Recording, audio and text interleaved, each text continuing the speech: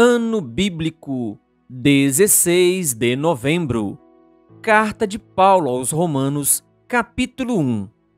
Paulo, servo de Cristo Jesus, chamado para ser apóstolo, separado para o Evangelho de Deus, o qual foi prometido por ele de antemão por meio dos seus profetas nas Escrituras Sagradas, acerca de seu filho, que, como homem, era descendente de Davi, e que, mediante o Espírito de Santidade, foi declarado Filho de Deus com poder pela sua ressurreição dentre os mortos, Jesus Cristo, nosso Senhor. Por meio dele e por causa do seu nome, recebemos graça e apostolado para chamar dentre todas as nações um povo para a obediência que vem pela fé. E vocês também estão entre os chamados para pertencerem a Jesus Cristo.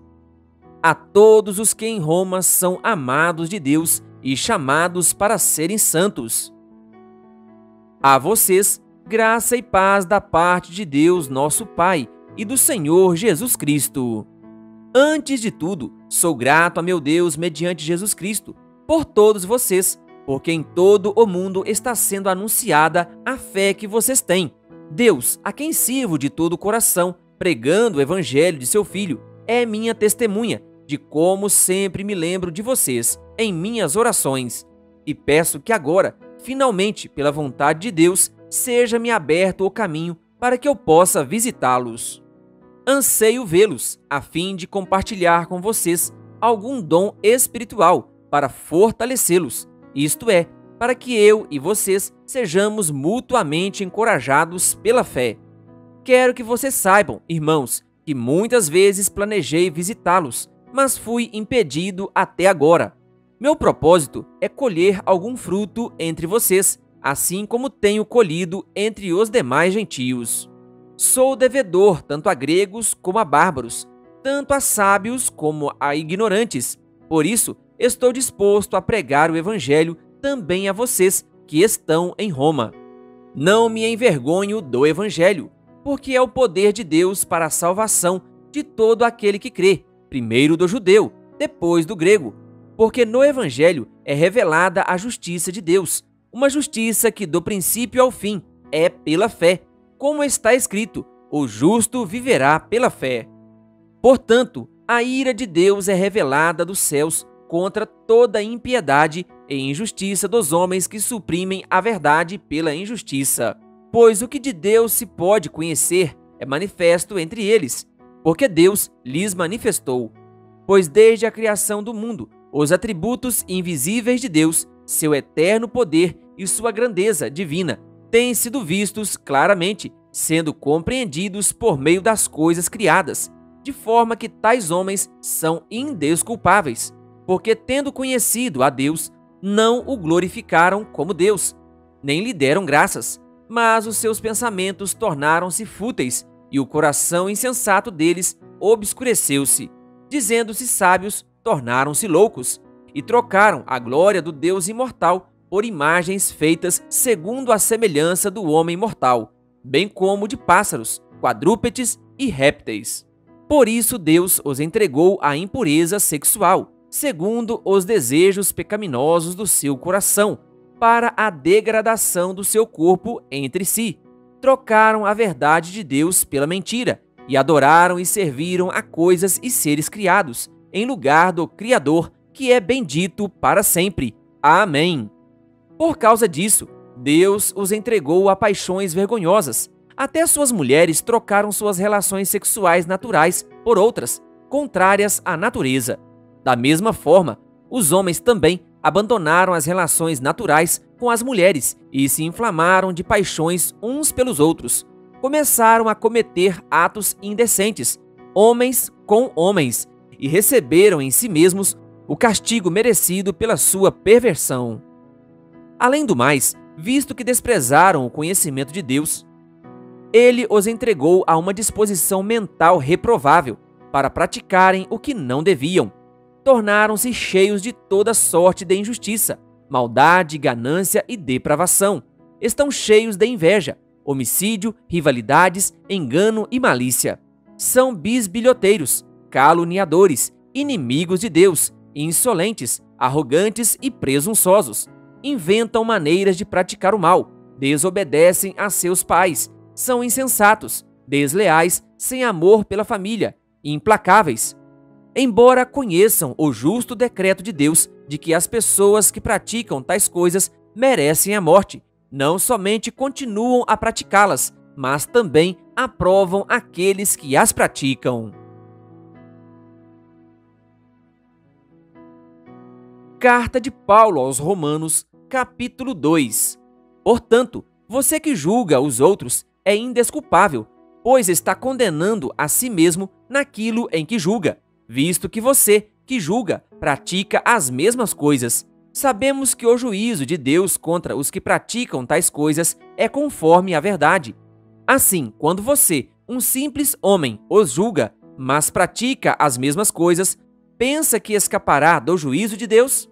Ou será que você despreza as riquezas da sua bondade, tolerância e paciência, não reconhecendo que a bondade de Deus o leva ao arrependimento?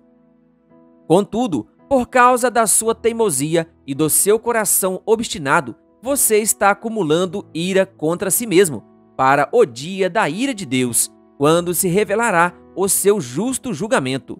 Deus retribuirá a cada um conforme o seu procedimento.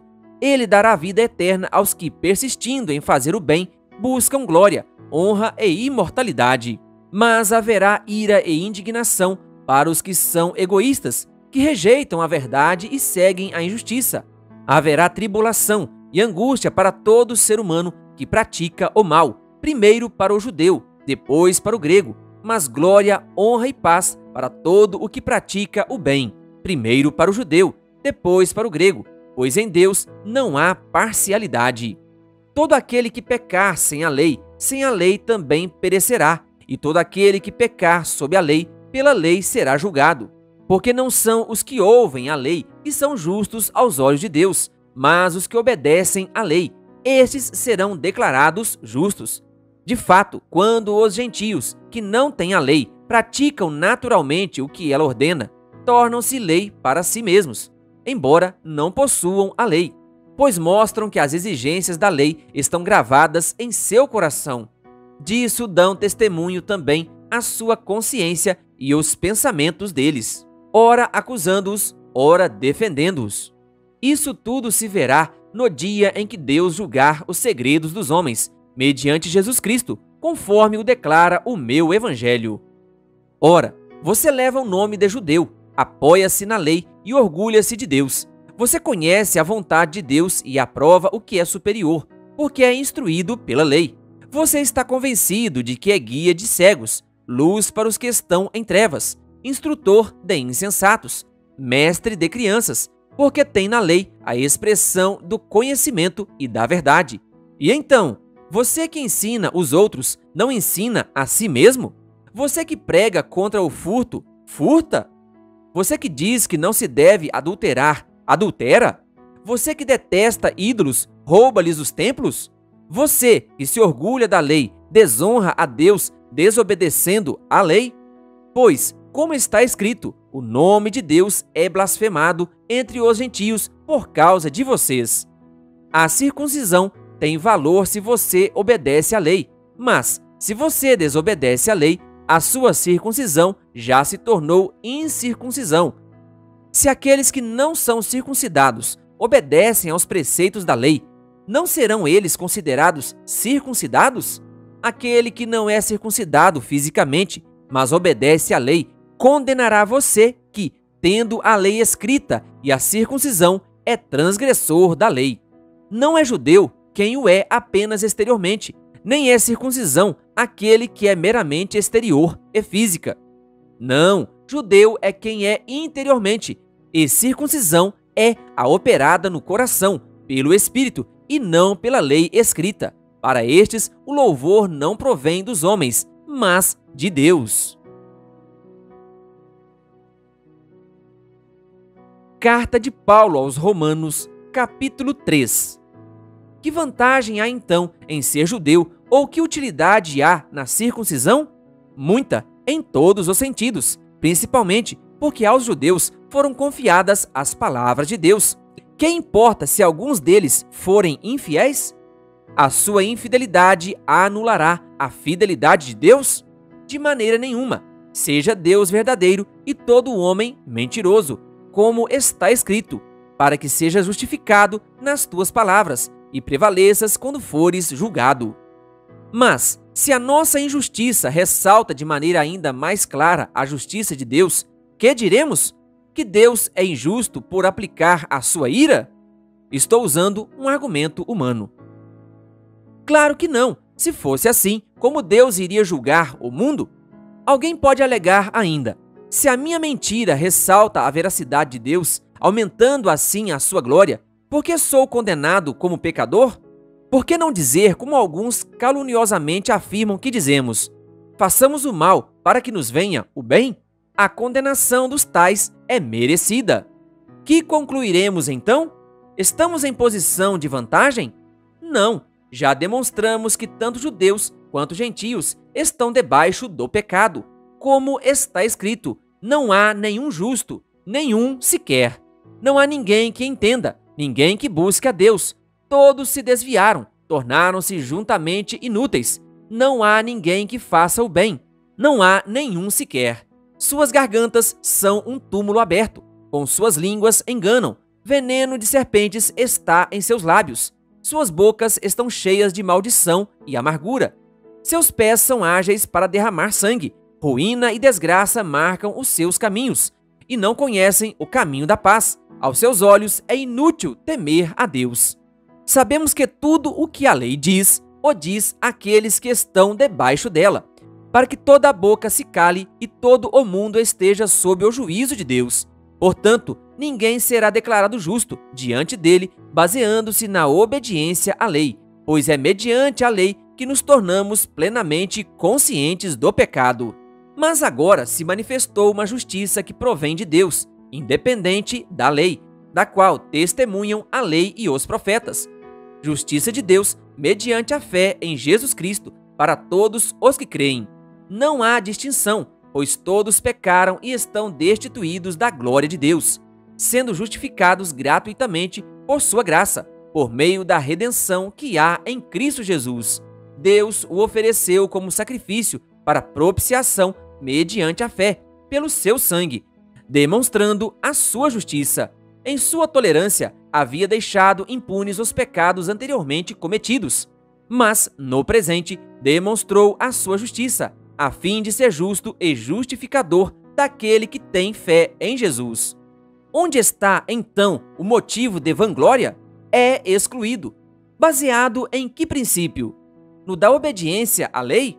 Não, mas no princípio da fé, pois sustentamos que o homem é justificado pela fé, independente da obediência à lei. Deus é Deus apenas dos judeus? Ele não é também o Deus dos gentios? Sim, dos gentios também, visto que existe um só Deus, que pela fé justificará os circuncisos e os incircuncisos. Anulamos então a lei pela fé? De maneira nenhuma. Ao contrário, confirmamos a lei. Carta de Paulo aos Romanos, capítulo 4. Portanto, que diremos do nosso antepassado Abraão? Se de fato Abraão foi justificado pelas obras, ele tem do que se gloriar, mas não diante de Deus. Que diz a Escritura? Abraão creu em Deus, e isso lhe foi creditado como justiça. Ora, o salário do homem que trabalha não é considerado como favor, mas como dívida. Todavia, aquele que não trabalha, mas confia em Deus, que justifica o ímpio, sua fé lhe é creditada como justiça. Davi diz a mesma coisa, quando fala da felicidade do homem a quem Deus credita justiça independente de obras.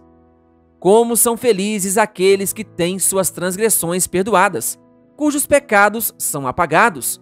Como é feliz aquele a quem o Senhor não atribui culpa. Destina-se esta felicidade apenas aos circuncisos ou também aos incircuncisos? Já dissemos que, no caso de Abraão, a fé lhe foi creditada como justiça. Sob quais circunstâncias? Antes ou depois de ter sido circuncidado? Não foi depois, mas antes. Assim, ele recebeu a circuncisão como sinal, como selo da justiça que ele tinha pela fé, quando ainda não fora circuncidado. Portanto, ele é o pai de todos os que creem, sem terem sido circuncidados, a fim de que a justiça fosse creditada também a eles. E é igualmente o pai dos circuncisos, que não somente são circuncisos, mas também andam nos passos da fé que teve nosso pai Abraão antes de passar pela circuncisão. Não foi mediante a lei que Abraão e a sua descendência receberam a promessa de que ele seria herdeiro do mundo, mas mediante a justiça que vem da fé. Pois os que vivem pela lei são herdeiros, a fé não tem valor e a promessa é inútil, porque a lei produz a ira, e onde não há lei, não há transgressão. Portanto, a promessa vem pela fé, para que seja de acordo com a graça e seja assim garantida a toda a descendência de Abraão, não apenas aos que estão sob o regime da lei, mas também aos que têm a fé que Abraão teve. Ele é o pai de todos nós, como está escrito: eu o constituí pai de muitas nações. Ele é nosso pai aos olhos de Deus, em quem creu, o Deus que dá vida aos mortos e chama à existência coisas que não existem, como se existissem. Abraão, contra toda esperança, em esperança creu, tornando-se assim pai de muitas nações, como foi dito a seu respeito: assim será a sua descendência. Sem se enfraquecer na fé, reconheceu que o seu corpo já estava sem vitalidade, pois já contava cerca de 100 anos de idade, e que também o ventre de Sara já estava sem vigor. Mesmo assim, não duvidou, nem foi incrédulo em relação à promessa de Deus, mas foi fortalecido em sua fé e deu glória a Deus, estando plenamente convencido de que ele era poderoso para cumprir o que havia prometido. Em consequência, isso lhe foi creditado como justiça. As palavras "lhe foi creditado" não foram escritas apenas para ele, mas também para nós, a quem Deus creditar a justiça, a nós que cremos naquele que ressuscitou dos mortos, a Jesus, nosso Senhor. Ele foi entregue à morte por nossos pecados e ressuscitado para nossa justificação. Querido ouvinte, que Deus lhe abençoe. Se inscreva em nosso canal e ative o sininho das notificações. Canal O Bom da Bíblia, compartilhando a Palavra de Deus.